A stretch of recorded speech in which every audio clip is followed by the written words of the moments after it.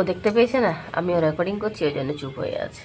আচ্ছা ঠিক আছে, আমি সরে যাচ্ছি, দেখুন ওর কাণ্ডটা জাস্ট।